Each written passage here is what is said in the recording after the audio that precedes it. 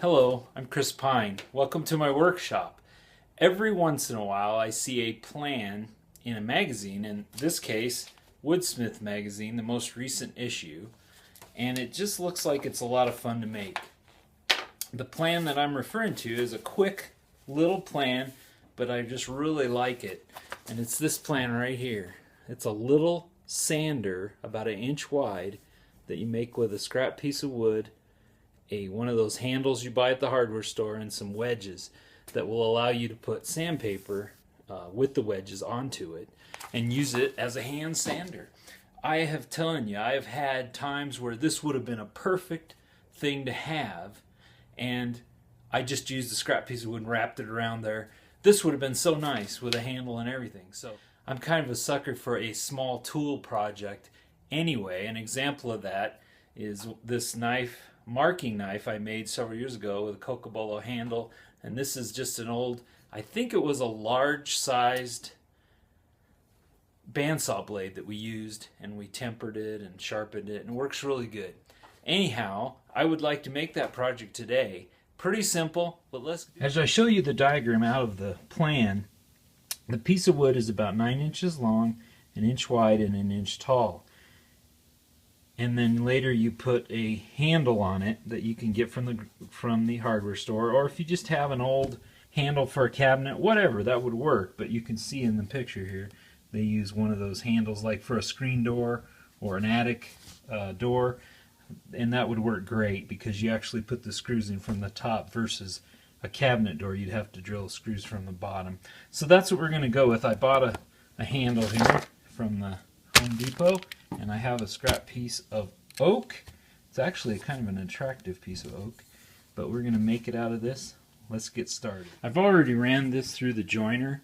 This edge will be the bottom because it's the flattest part of the piece of wood, and I've sanded a little bit.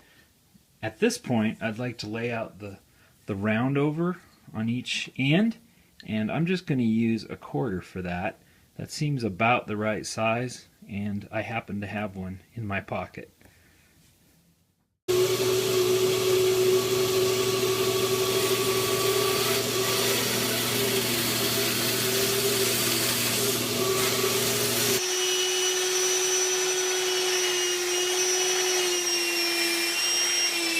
As you may or may not have been able to see in the last clip, I just rigged up a very simple thing with my belt sander. I put a clamp on it here on my workbench so that it will hold it, stacked up some flat boards here next to it, and very simply used it to round over sand this corner, and that works just fine. Okay, I've got the layout to make the cut for the wedge place. If you look at the diagram here, it shows it at a 45-degree angle, and there's several ways I guess you could approach this. You could go by the measurement and pivot from this point out, or you can go 3/16 of an inch wide on the back of the wedge, and that would get you there as well. I hope this is close enough. I think it probably is, and we'll cut that out at the bandsaw.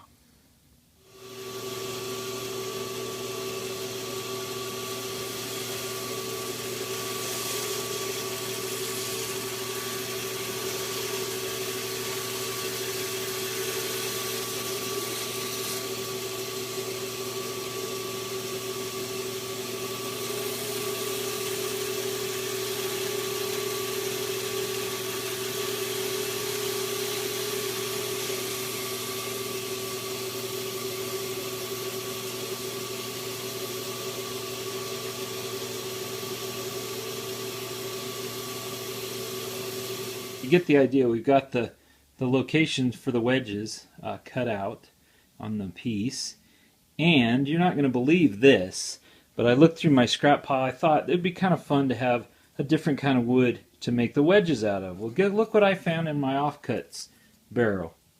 It's already cut into a wedge shape. It doesn't fit perfectly, but I think it's going to work great. A piece of walnut that I had. So I guess keeping scraps around isn't always a bad thing.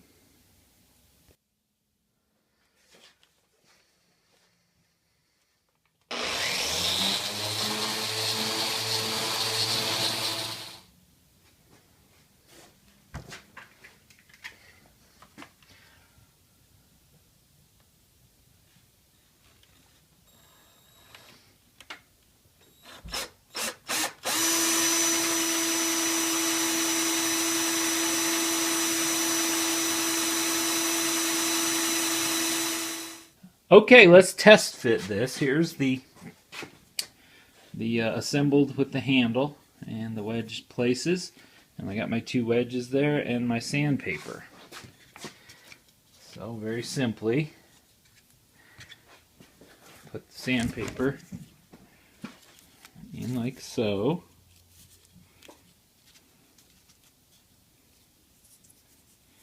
And the wedge will go in like so.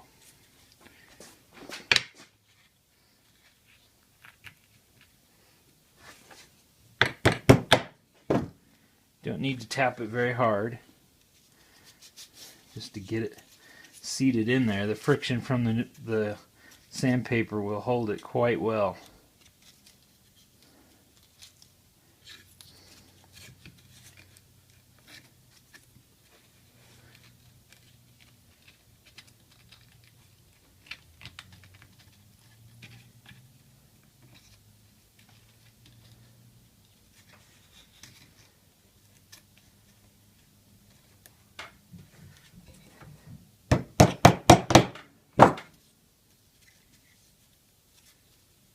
Okay, could be a little tighter, and I'll work on that.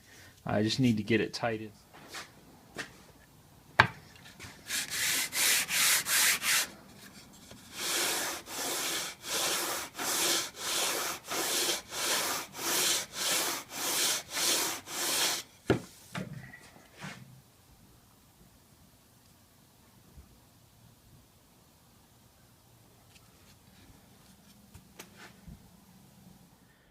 Thanks for watching today. I think this project was a lot of fun. I think this is going to be very useful for me in my shop. One thing to note, and I didn't even think about this till I went to put the sandpaper on, being that this is 9 inches long, the sandpaper, of course, is longer than your standard sheet of sandpaper.